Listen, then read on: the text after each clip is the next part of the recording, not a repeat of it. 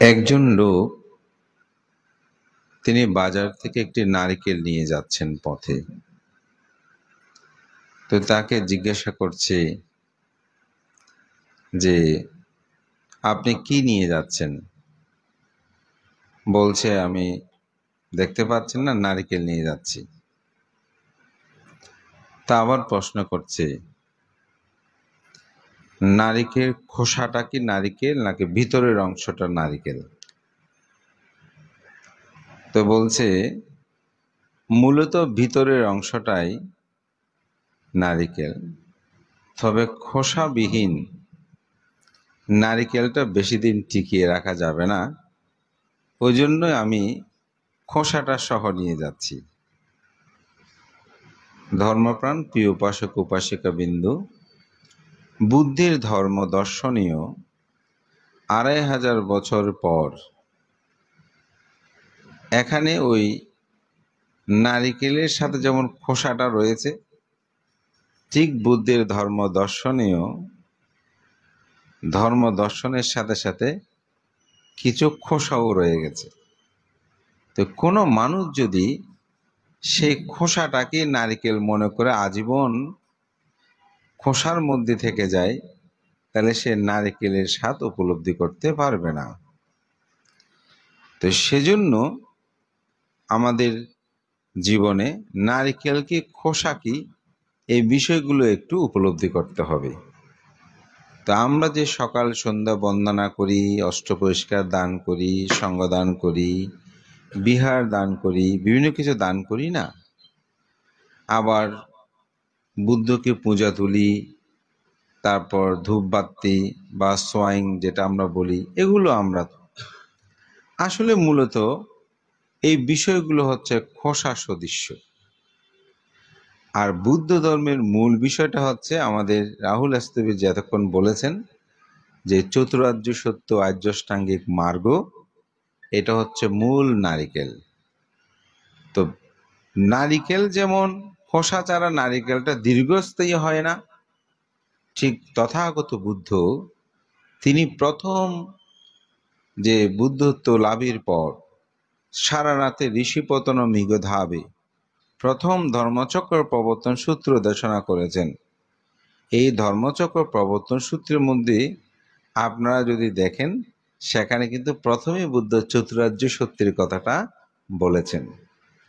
আবার মহাসাতিপাট্টান সূত্র যদি আপনি দেখেন, সেখানেও বিমুক্তি মার্গে কিভাবে আপনি গমন করবেন তার দিক নির্দেশনাগুলো কিন্তু সেখানে দিয়েছেন। সেখানে আপনি কঠিন শিব দানও দেখবেন না, বিহার দানও দেখবেন না, বুদ্ধ পূজা, শিবলী পূজা, অমুক পূজা, এগুলো আপনারা দেখবেন না। কিন্তু বুদ্ধ যখন 45 বছর পর্যন্ত ধর্ম দেশনা করেছেন, তখন সেখানে কিন্তু এই খোসাগুলো ক্ষেত্রে ক্ষেত্রে সংযুক্ত হয়েছে। কারণ সেগুলো যদি না থাকে, তাহলে ওই নারিকেলকে যেমন রক্ষা করা যায়, বুদ্ধের ধর্মটাকে সেভাবে রক্ষা করা সম্ভব হবে না।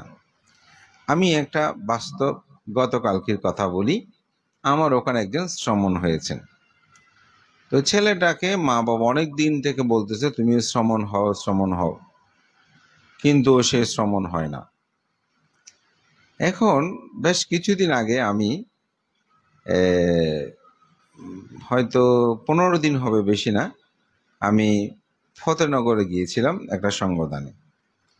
এখন ছেলেটা আমাকে মানে বন্দনা করেছে একদম কাছে গিয়ে। তো আমি তার মাথায় হাত দিয়ে মানে একটু আশীর্বাদ করেছি, মানে সুখী হও সুখী হও। এখন সেই ফিরে বাসায় আসার পরে সে বলতেছে আমাকে তোমরা শ্রমণ করবে বলছিলে না, আমি শ্রমণ হব। তো বলে যে তোমাকে এতদিন শ্রমণ করাতে চাচ্ছে, হচ্ছে না। বলেছে না, লোকজিৎ ভান্তে আমাকে সেদিন মাথা ছুঁয়ে আশীর্বাদ দিয়েছে, এখন আমার শ্রমণ হতে ইচ্ছে করছে ভান্তের কাছে। ইতিমধ্যে তাকে অনেকবার বলেছে। তো গতকালকে যখন শ্রমণ হওয়ার পরে তার মা বাবা আমাকে বলছে, ভান্তে ছেলেকে অনেকদিন রাজি করাতে পারিনি, কিন্তু আপনি সেদিন দেখা হয়েছে, এখন তাকে মাথায় হাত বুলিয়ে আপনি আশীর্বাদ করেছেন, এখন তার চেতনা উৎপন্ন হয়েছে যে সে শ্রমণ হবে। আসলে হাতগুলোর সাথে তার শ্রমণ হওয়ার সম্পর্কটা আসলে বেশি কিছু নয়, কিন্তু হয়তো তার আমার স্নেহবৎসলতা তার কাছে এটা প্রভাবিত করেছে। এখন সে প্রভুত্ব ধর্মে দীক্ষা গ্রহণ করার জন্য সে এসেছে। কিন্তু ধর্মের সাথে আচরণের সাথে আমার হাত বুলানোর দর্শনগত কোনো বিশাল কিছু নেই। কিন্তু ওই যে বললাম খোসা, এই খোসাটা তাকে আসল মুক্তি পানের দিকে নিয়ে যাওয়ার জন্য তার একটি সংকল্প বা তার প্রচেষ্টা, মা বাবার একটা চিন্তা, সেটা এখানে প্রভাবিত করেছে। এই জন্য বুদ্ধের ধর্ম দর্শনে দুটি সুখের কথা বুদ্ধ বলেছেন। এটা অঙ্গুত্তর নিকেই। একটা হচ্ছে লৌকিক সুখ, আর একটা হচ্ছে লোকোত্তর সুখ। আপনারা যে গৃহী জীবনে থেকে স্ত্রী, পুত্র, কন্যা, বাড়ি ঘর, অর্থবিত্ত নিয়ে যেই সুখে আছেন, এটাকে বুদ্ধ কিন্তু সুখ নয় বলে নাই, বুদ্ধ এটাকে সুখ বলেছেন। এই জন্য আপনারা লিখেন শুভ বিবাহ, শুভ জন্মদিন। শুভ কথাটাকে এমনি লিখছে না, বুদ্ধ এটাকে কিন্তু লৌকিক সুখ হিসাবে বুদ্ধ প্রশংসা করেছেন। কিন্তু বুদ্ধ এই সুখের সাথে সাথে বুদ্ধ আবার বলছেন এই সুখের পিছনে একটা দুঃখ লুকায়িত আছে। এই সুখের পিছনে একটা দুঃখ লুকায়িত আছে। যেমন আপনি সন্তান গর্ভে ধারণ করলেন, পিতামাতা দুজনেরই কষ্ট হয়েছে না? সে যখন ভূমিষ্ঠ হলো খুব আনন্দ খুশি পেলেন, সে যখন আপনাদের মনের মতো হলো তাকে আনন্দ পেলেন। কিন্তু যখন তাকে বিবাহযোগ্য হয়ে বিবাহ দিলেন তখন দুঃখ উৎপন্ন হয়েছে। ছেলে হলেও ছেলে আমার আগের মতন থাকবে না, হ্যাঁ, এরকম করে অনেকে কান্নাকাটি করে। তারপর সেটাও যদি সুখ মনে করেন, ছেলে সুবাদ্য কোমল সবকিছু ঠিক, কিন্তু একদিন তাকে ছেড়ে চলে যেতে হবে। তাহলে সুখের সাথে দুঃখটা আছে না? আছে। তো বুদ্ধ বলছেন এই লৌকিক সুখের সাথে একটা দুঃখ লুকায়িত আছে। কিন্তু বুদ্ধ আরেকটি সুখের কথা বলেছেন, সেটা হচ্ছে লোকোত্তর সুখ, যে সুখের মধ্যে কোনো দুঃখ লুকায়িত নাই, যে সুখের মধ্যে কোনো দুঃখ স্পর্শ করতে পারে না। সেটাই আমাদের রাহুল স্তবীর বলেছেন যে শ্রোতাপত্তি স্থগিতাগামী অনাগামী অরহত্ব মার্গ জ্ঞান। এটি যখন মানুষ অর্জন করে সেই সুখটা কিন্তু কখনো বিনাশ হয় না। আমি একদিন খুব অবাক হয়েছে, আমার অনেকবার যেটা আমি বলেছি, আমি মোটামুটি আসলে গাড়িতে বসি, যেখানে বসে মোবাইলে এখন সুযোগ, আগে তো বই নিতাম, মোবাইল এখন পুরো ত্রিপিটক অ্যাপসটা আছে, চেষ্টা করি যে কোনো। একদিন আমি হঠাৎ গাড়িতে পড়ছিলাম, না বোধহয় বিহারে, হঠাৎ একটা বিষয় পেলাম অঙ্গুত্তর নিকায়ী, যে সেখানে বুদ্ধ বলছে যে হে ভিক্ষুগণ, বিদ্যার ধ্বংস আছে, প্রজ্ঞার ধ্বংস নাই। কথাটা আমি অনেকক্ষণ ভাবলাম।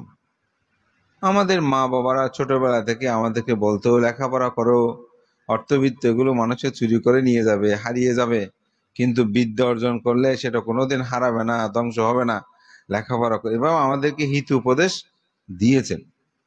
কিন্তু বুদ্ধ বলছেন যে না, বিদ্যা ধ্বংস হয়ে যাবে কিন্তু প্রজ্ঞা ধ্বংস হবে না। এটা কেমন কথা? তো আসলেই বিদ্যার ধ্বংস আছে। আমরা ছোটবেলা থেকে যে শিক্ষাগুলো অর্জন করেছি, আমি অনেকগুলো হয়তো সূত্র শিখেছি, আমি বয়বৃদ্ধ হতে হতে এগুলো হারিয়ে যেতে পারে। অথবা একজন ভালো শিক্ষককে দেখেছি যিনি ভালো ম্যাথমেটিক্স পড়াতে পারতেন, সুনাম সুযশ, কিন্তু হঠাৎ স্ট্রোক করেছে, এখন উনি দুইয়ে দুইয়ে কত হয় সেটাও তিনি ভুল করে। তাহলে তার বিদ্যা ধ্বংস হয়েছে না?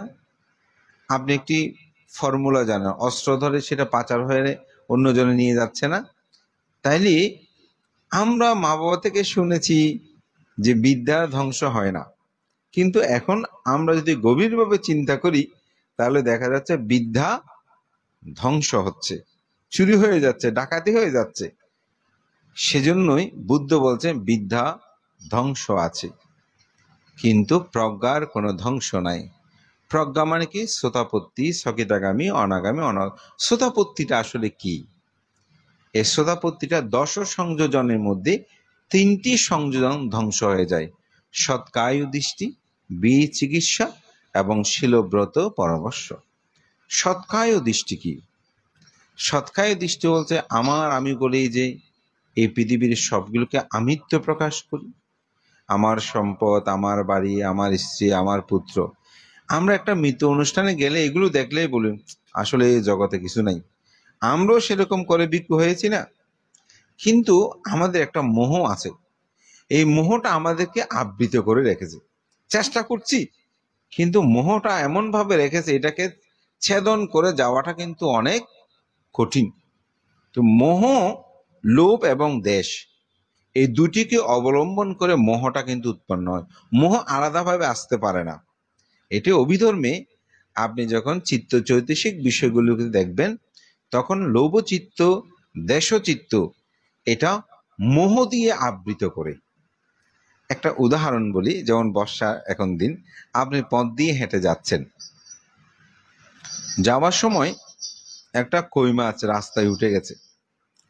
তো কই মাছটা দেখে আপনার ইচ্ছে হচ্ছে এটা আমি খাবো, খুব জীবিত, হ্যাঁ, দেখতেও ভালো লাগছে। এটি কোন চিত্ত? এটি হচ্ছে লোভচিত্ত। এটা আপনার অন্তর্জগতে কি উৎপন্ন হয়েছে? লোভ উৎপন্ন হয়েছে, লোভচিত্ত। এখন এটা তো জীবিত, এটা ধরতে হলে মাছটার সাথে আপনাকে যুদ্ধ করতে হবে না? এই যে যুদ্ধটা করবেন, এটা কোন চিত্ত? দেশচিত্ত। তাহলে লোভচিত্ত আপনাকে দেশচিত্তে প্রভাবিত করেছে। তারপর আপনি তাকে হত্যা করেছেন, তারপর গলা ধারণ করেছেন বা আপনি খেয়েছেন। তাহলে কোন চিত্ত? লোভচিত্ত দেশচিত্তকে প্রভাবিত করেছে। এই মাঝখানে যে চিত্ত প্রভাবিত করেছে বলছি, এটাই হচ্ছে মোহ। আপনি যদি তৎমুহূর্তে চিন্তা করেন যে না, এই জিহ্বার স্বাদের আচ্ছাদনের জন্য একটি প্রাণীকে আমি হত্যা করব, প্রাণীর সাথে যুদ্ধ করব, না, এটা আমি করব না। এই এই এই জ্ঞানটা, এই প্রজ্ঞাটা যখন উৎপন্ন হয়েছে, খাওয়ার যে তীব্র চেতনা এটি নিরুদ্ধ হয়েছে, ওই মোহটা নিরুদ্ধ হয়েছে, তখন আপনি বলছেন না, আমি এটা চাই না। আপনি সেখান থেকে সরে যেতে পারলেন। আপনাদেরকে যদি এখন প্রশ্ন করি, উপাসক আপনারা কেমন আছেন? সবাই বলবেন ভান্তে ভালো আছি। আচ্ছা উপাসক, আপনি কি সন্তুষ্ট? যদি কেউ বলতে ভান্তে আমার যা এখন যে মুহূর্তে যা আছে এগুলো নিয়ে ভান্তে আমি ভালো আছি, আর বেশি কিছু চাই না। আসলে কি আপনি পৃথিবীর অধীশ্বর? আপনার কাছে কি সব আছে? না, আপনার কাছে সব নাই, কিন্তু আপনার মনের কাছে সব আছে।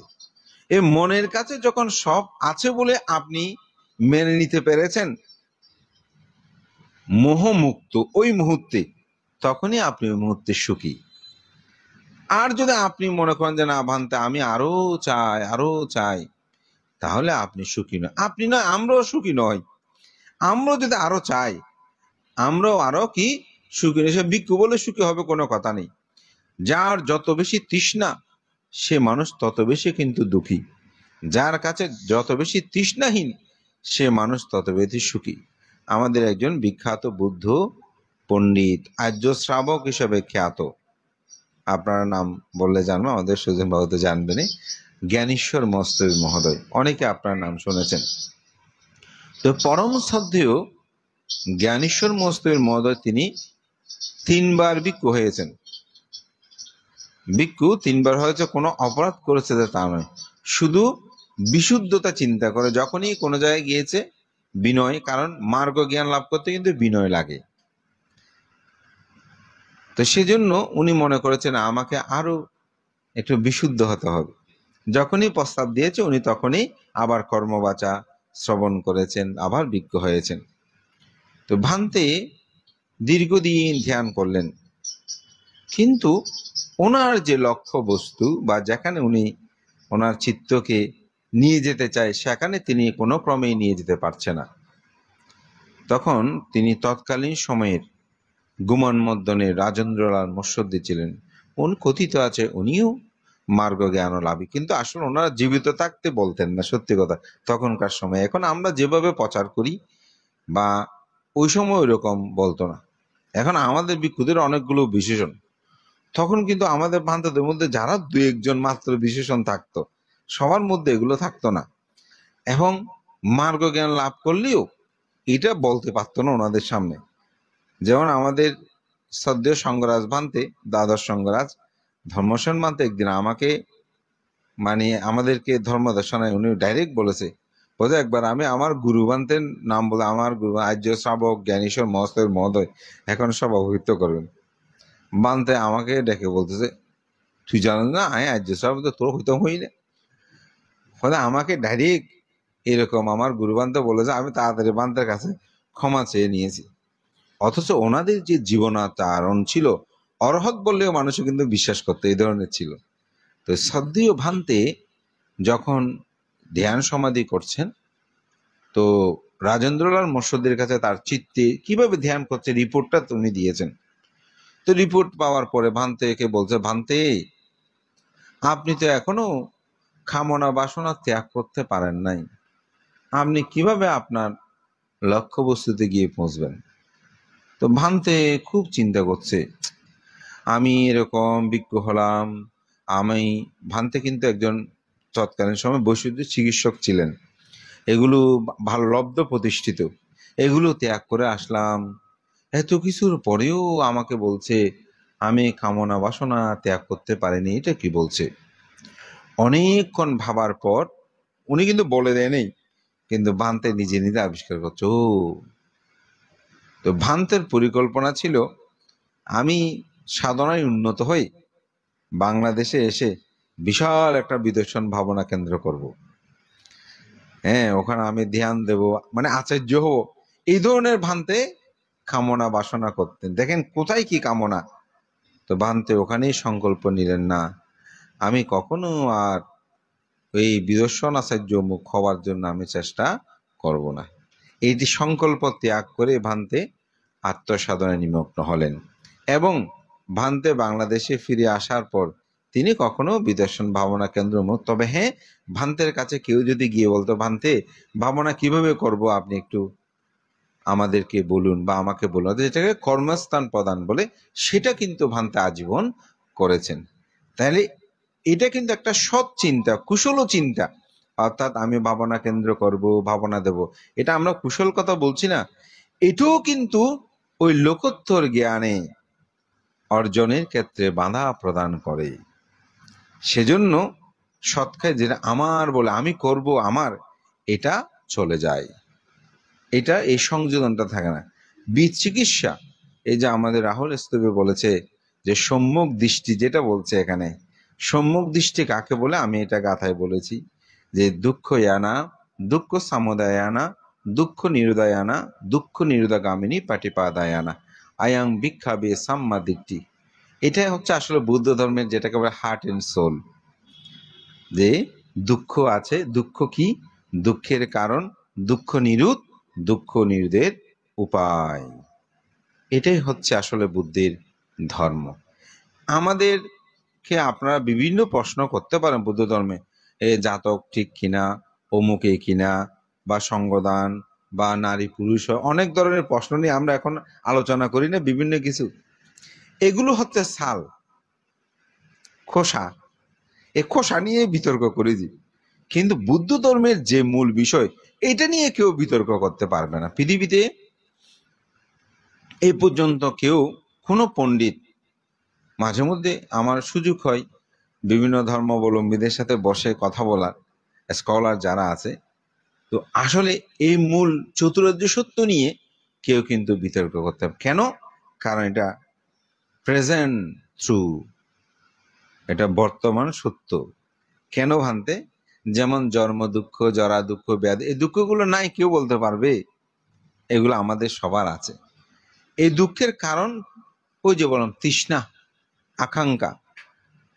তাহলে তৃষ্ণা যার আছে, এই দুঃখগুলো তার কাছে বেশি, তো তাই না? দুঃখ নিরুদ্ধ, তৃষ্ণা নিরুদ্ধ, দুঃখ নিরুদ্ধ। দুঃখ নিরোধের উপায় শীল সমাধি প্রজ্ঞা বা অষ্টাঙ্গিক মার্গ।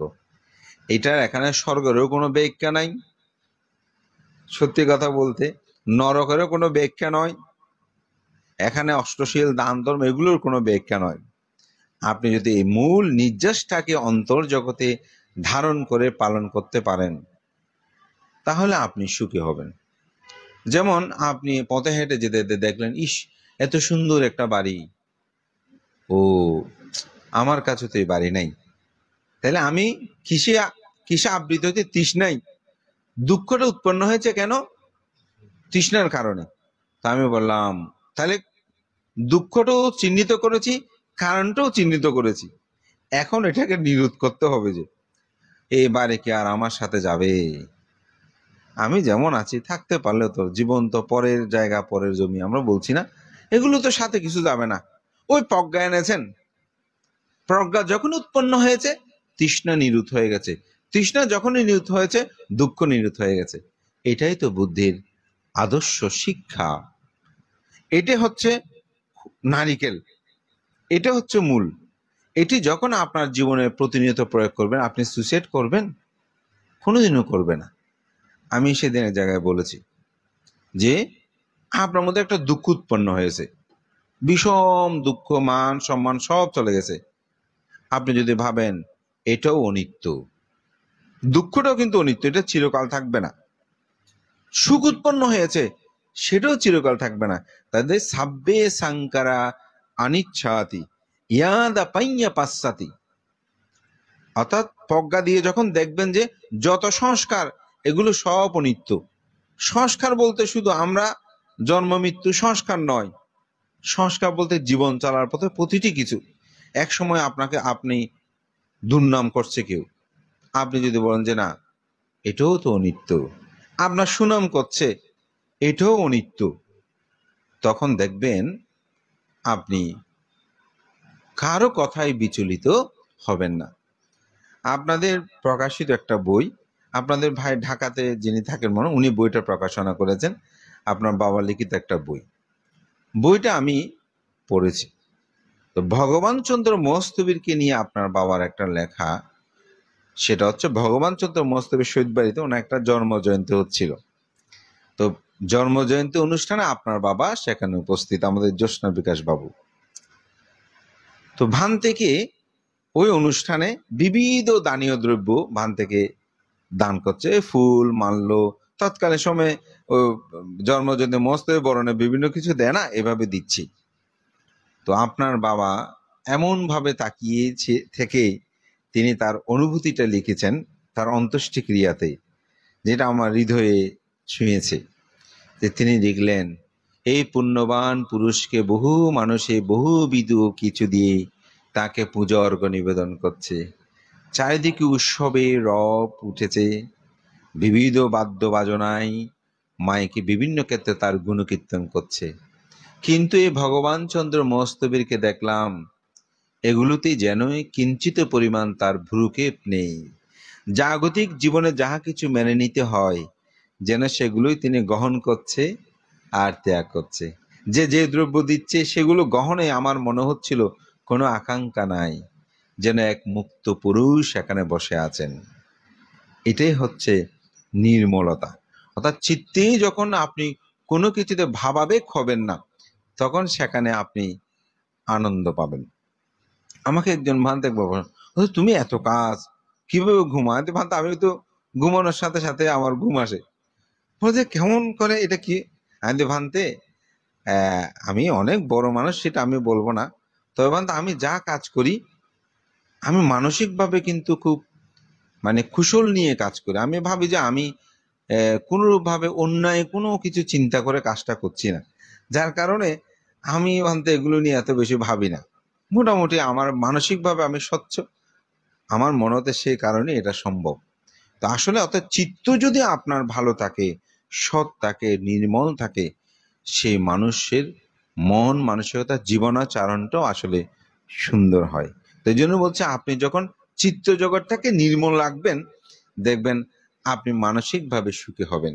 তো তাহলে চতুরার্য সে যে প্রয়োগ, এটা যখন আপনি প্রয়োগ করবেন, নিজে দুঃখ এসেছে আপনি ভাবলেন যে না এই দুঃখ নিরূত হবে, সুখ এসেছে এই দুঃখ চলে যাবে, ওই সাব্বে সাংকারা অনিচ্ছা। আমরা সাব্বে সাংকার আনিচ্ছে বলতে শুধু মৃত্যুটাকে বুঝি। অনেক সময় আমাদের জীবনের প্রয়োগের ক্ষেত্রে আমরা মনে করি মানুষ মরে গেছে, এ আনিচ্ছা ওয়াতা সাঙ্গা। কিন্তু আমাদের চিত্র জগতের যে প্রতিনিয়ত ঢেউ, উৎপত্তি, এগুলো যে ক্ষণে ক্ষণে উৎপত্তি এবং নিরুৎ হচ্ছে, এটাকে কিন্তু আমরা উপলব্ধি করি না। এটাকে যখন আপনি উপলব্ধি করবেন, তখন আপনাকে কোনো দুঃখ আপনাকে স্পর্শ করতে পারবে না। যেমন একজন আপনাকে খুব বড় কথা বলেছে, মন্দ কথা বলেছে, আপনি যদি ভাবেন হ্যাঁ মন্দ বলেছে, কি হয়েছে, মন্দ বলেছে অসুবিধা নেই, মন্দ বলুক, এটাকে উপেক্ষা করতে পারা, এই উপেক্ষা জিনিসটা একটা অসাধারণ। আমি এখানে বলে, আমাদের সুজন বাবু আছে, আমাদের শ্রদ্ধেয় শিলানন্দ মানতে আমরা বিভিন্ন মত পার্থক্য থাকে, কিন্তু আমি ওনার একটা গুণ দেখেছি, যেটা আমিও নিজে এই শিক্ষাটা নিই। আপনি যত কথাই বলেন, উনি চুপ করে থাকতে পারে, ফালটা বলে না। এটা একটা অসাধারণ ওনার গুণ, যেটা সত্যি কথা বলছি। মানুষ আমরা অবজার্ভ করি না, এক এক ভান্তেতে এক এক গুণের কথা তো আমরা জানি।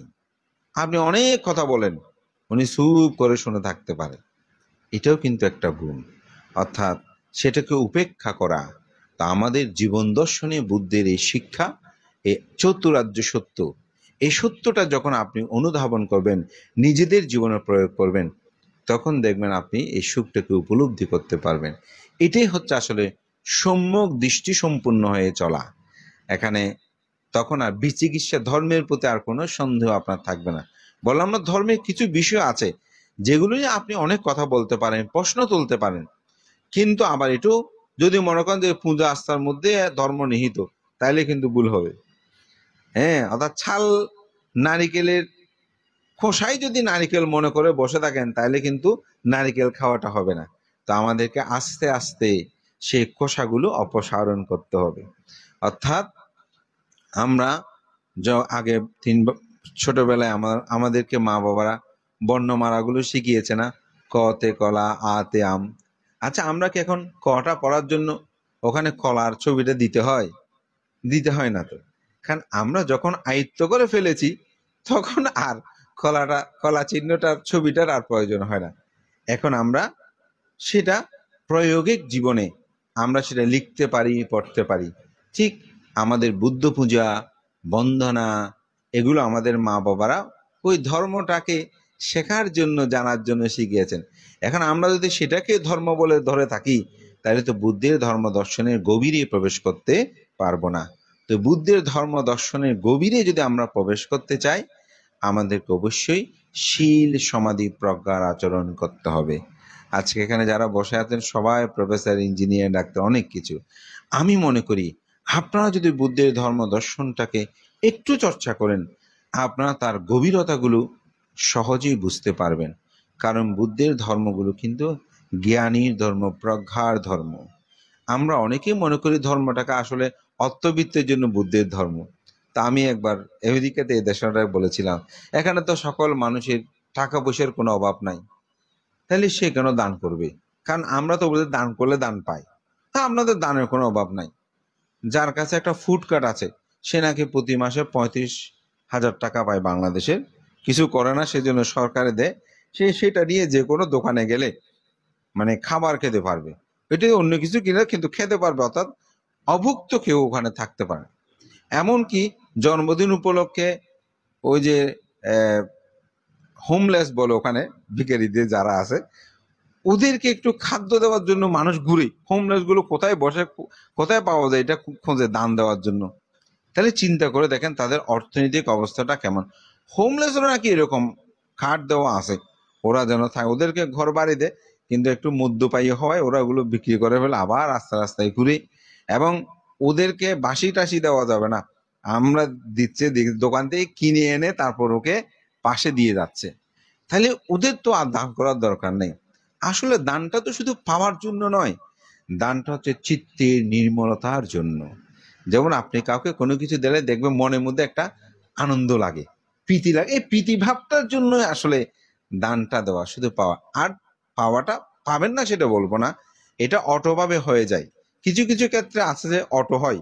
যেমন আমাদের দেশের যিনি প্রধান, তিনি যখন চট্টগ্রামে আসবেন বলে রাস্তাঘাটগুলো পরিষ্কার পরিচ্ছন্ন হয়ে যায়, পুলিশ কিভাবে দাঁড়াবে, কেমন, এগুলো হয়ে যায় না? তাহলে রাষ্ট্রপ্রধান কি এগুলো বলে দে আমার জন্য এগুলো এগুলো করো? না। ঠিক আমরা যত দানকর্ম পুণ্যকর্ম সম্পাদন করব, সেগুলো পরে যখন আমরা নির্বাণ প্রার্থনা করব, যতদিন নির্বাণ সাক্ষাৎ হবে না ততদিন এই আনিশংস ফলগুলো কিন্তু আপনি লাভ করতে পারবেন। এজন্যই বুদ্ধির এই চতুরার্য সত্যটাই আসলে বুদ্ধের মূল ধর্মদর্শন। এখানে আপনি যদি শীল সমাধি প্রজ্ঞার আচরণ করেন, আপনি ইহজীবনে বুদ্ধের ধর্মের ফলটি লাভ করতে পারবেন। এজন্য প্রখ্যাত গবেষক রিস ডেভিড তার একটি অসাধারণ উক্তি, পৃথিবীর সমগ্র ধর্মের ফলগুলো পাওয়া যায় মৃত্যুর পরে, কিন্তু বুদ্ধ ধর্ম এমন একটি ধর্ম যার ফলগুলো আপনি ইহজীবনে লাভ করতে পারবেন। এজন্য আমাদের ধর্মে, বুদ্ধের ধর্ম বলো, কোনো সুইসাইড নেই। আপনি যদি বোম ফিটিং করে মানে ধর্মের জন্য জীবন দিয়েছেন বলে মরেন, বুদ্ধ ধর্ম কিন্তু সেটাকে স্বীকার করে। কেমন একটা ধর্ম দেখেন! বুদ্ধ বলছেন আমি সেরকম বলি না, আমি বলি তোমার লোভ দেশ মোহকে ভঙ্গ করতে পারলেই তুমি প্রকৃত হত্যাকারী। কি প্রকৃত হত্যাকারী? আমরা ভগবান তো ডাকি যে সৃষ্টিকর্তা রূপে, কিন্তু ভগবান সংজ্ঞাটা বুদ্ধ ধর্মে কি বলে? ভাগ্যা রাহ, ভাগ্যা দোষ, ভাগ্যা মোহ।